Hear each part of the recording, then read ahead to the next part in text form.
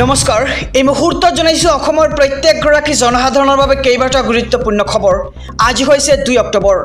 আজিৰ দিনটোতে অসমৰ লগতে ভাৰতবৰ্ষৰ বিভিন্ন প্ৰান্তৰ পৰা কেইবাটা গুৰুত্বপূৰ্ণ খবৰ একত্ৰিত কৰা হৈছে। এই মুহূৰ্তত জনাইছো আজিৰ প্ৰথমটো খবৰেই সমগ্ৰ ৰাজ্যবাসীৰ বাবে এটা ডাঙৰ খবৰ। দুৰ্গা পূজাৰ পূৰ্বে জনতাৰ মূৰত মাধমাৰ পুনৰ বৃদ্ধি গেছ চিলিণ্ডাৰৰ দাম।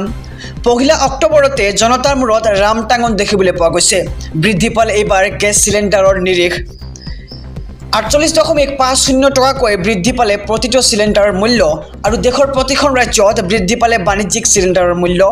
বাণিজ্যিক গেছ চিলিণ্ডাৰৰ মূল্য 1740 টকালৈকে বৃদ্ধি হৈছে এইবাৰ দিল্লীত, আৰু কলকাতাত প্ৰতিটো বাণিজ্যিক গেছ চিলিণ্ডাৰৰ মূল্য হৈছেগৈ 1692.50 টকা আৰু চেন্নাইত 1903 টকা বাণিজ্যিক গেছ চিলিণ্ডাৰৰ মূল্য। আৰু অসমৰ প্ৰতিখন জিলাতেই বাণিজ্যিক ৰন্ধন গেছৰ মূল্য বৃদ্ধি হোৱা দেখিবলৈ পোৱা গৈছে, আৰু 47 টকাৰ পৰা 49.50 টকাকৈ বৃদ্ধি পাইছে এইবাৰ বাণিজ্যিক গেছ চিলিণ্ডাৰৰ মূল্য। অৱশ্যে বৃদ্ধি হোৱা নাই ঘৰুৱা ৰন্ধন গেছ চিলিণ্ডাৰৰ মূল্য, আৰু 1 অক্টোবৰতে জনতাৰ মূৰত পুনৰ ৰামটাঙন দেখিবলৈ পোৱা গৈছে, কিয়নো এইবাৰ বৃদ্ধি পালে গেছ চিলিণ্ডাৰৰ নিৰিখ। এই মুহূৰ্তত জনাইছো আজিৰ 2 নম্বৰ খবৰটো। মুখ্যমন্ত্ৰী আত্মনিৰ্ভৰ আঁচনি উদ্বোধন কৰি ডাঙৰ ঘোষণা মুখ্যমন্ত্ৰী ডক্টৰ হিমন্ত বিশ্ব শৰ্মাৰ। 2 লাখেই নহয় 20 লাখ টকা পৰ্যন্ত পাব এইবাৰ ৰাজ্যৰ যুৱক যুৱতীসকলে। ব্যৱসায় কৰিবৰ বাবে উদ্যোগী লোকক সহায় কৰিব এইবাৰ চৰকাৰে। 2 লাখ টকাৰে কাম ভালকৈ কৰিলে আৰু চৰকাৰে দিব ধন।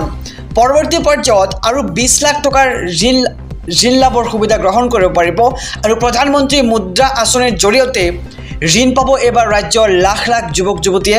আৰু 2 লাখ টকাৰ ভাল ব্যৱহাৰ কৰিলেই লাভ কৰিব 20 লাখ টকা পৰ্যন্ত ঋণৰ সুবিধা।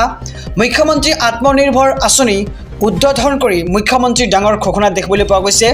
2 লাখেই নহয় 20 লাখ টকা পৰ্যন্ত পাব এইবাৰ ৰাজ্যৰ হাজাৰ হাজাৰ যুৱক যুৱতীয়ে।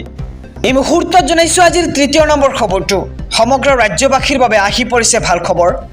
যিসকলৰ ৰেচন কাৰ্ড নাই তেওঁলোকক ভাল খবৰ দিছে এইবাৰ চৰকাৰে, কিয়নো এইবাৰ ৰাজ্যত চলি আছে নতুন ৰেচন কাৰ্ডৰ আবেদন প্ৰক্ৰিয়া। দৰিদ্ৰ সীমাৰেখাৰ তলত বাস কৰা প্ৰতিটো পৰিয়ালে লাভ কৰিব ৰেচন কাৰ্ড। 19,92,167 গৰাকীলৈ ৰেচন কাৰ্ডৰ সুবিধা প্ৰদান কৰিব এইবাৰ ৰাজ্য চৰকাৰে, আৰু আবেদনকাৰীৰ পৰিয়ালৰ বাৰ্ষিক আয় হ'ব লাগিব 4 লাখতকৈ কম। চৰকাৰী চাকৰিয়াল নথকা পৰিয়ালে লাভ কৰিব নতুনকৈ ৰেচন কাৰ্ড, আৰু বিনামূলীয়া ৰেচনৰ লগতে লাভ কৰিব বিনামূলীয়া বীমা সেৱা। আৰু ৰেচন কাৰ্ড থকা প্ৰতিটো পৰিয়ালৰ মহিলাই লাভ কৰিব অৰুণোদয় আঁচনিৰ সুবিধাও। আৰু অহা 15 অক্টোবৰৰ ভিতৰত দাখিল কৰিব লাগিব আপুনি নতুন ৰেচন কাৰ্ডৰ বাবে আবেদন, আৰু আবেদনৰ বাবে বাধ্যতামূলক হ'ব আপোনাৰ আধাৰ কাৰ্ডখন। ৰেচন কাৰ্ড আবেদনৰ বাবে প্ৰয়োজন হ'ব কি নথিপত্ৰ আমি সবিশেষ জনাই যাম আমাৰ সমূহ দৰ্শকক, যে আধাৰ কাৰ্ড, ভোটাৰ কাৰ্ড, বেংক একাউণ্টৰ সবিশেষ, পৰিয়ালৰ সকলো সদস্যৰ ফটো, লগতে ঠিকনাৰ প্ৰমাণপত্ৰ আপোনাৰ প্ৰয়োজন হ'ব। আৰু ক'ৰ পৰা সংগ্ৰহ কৰিব আপুনি আবেদন পত্ৰ সেৱাও জনাই যাম। আপুনি লগইন কৰিব লাগিব pds.assam.gov.in পৰ্টেলত, আৰু আপুনি এই পৰ্টেলটো লগইন কৰাৰ পিছতে উপলব্ধ হ'ব তাতে আবেদন পত্ৰ। আৰু সংশ্লিষ্ট জিলা, মহকুমাৰ খাদ্য, ৰাজহুৱা বিতৰণ আৰু গ্ৰাহক পৰিক্ৰমা বিভাগৰ কাৰ্যালয়ত লাভ কৰিব আবেদন পত্ৰ।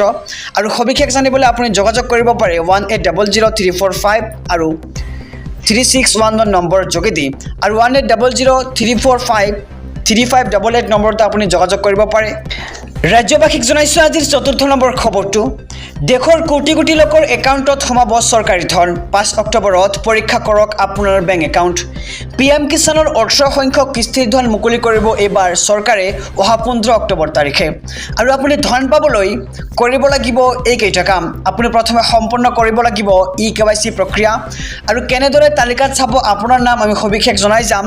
আপুনি প্ৰথমে লগইন কৰক pmkishan.gov.in ৱেবছাইট, আৰু তাৰপিছত ক্লিক কৰক বেনিফিচিয়াৰী লিষ্ট অপশ্যনটোত। ইয়াত ৰাজ্য, জিলা, গাঁও বাছনি কৰি চাব পাৰিব আপোনাৰ তালিকাত নাম। আৰু ধন লাভত অসুবিধা হ'লে আপুনি দিব পাৰিব ইয়াৰ বিৰুদ্ধে অভিযোগ। দুটাকৈ হেল্পলাইন নম্বৰ মুকলি কৰিছে এইবাৰ চৰকাৰৰ ফালৰ পৰা। আপুনি প্ৰথমে ডায়েল কৰক 155261 নম্বৰ, আৰু তাৰপিছত ডায়েল কৰক 01124300606 নম্বৰ। আপুনি এই 2 নম্বৰ ডায়েল কৰি পাব পাৰে PM কিষাণৰ সবিশেষ তথ্য।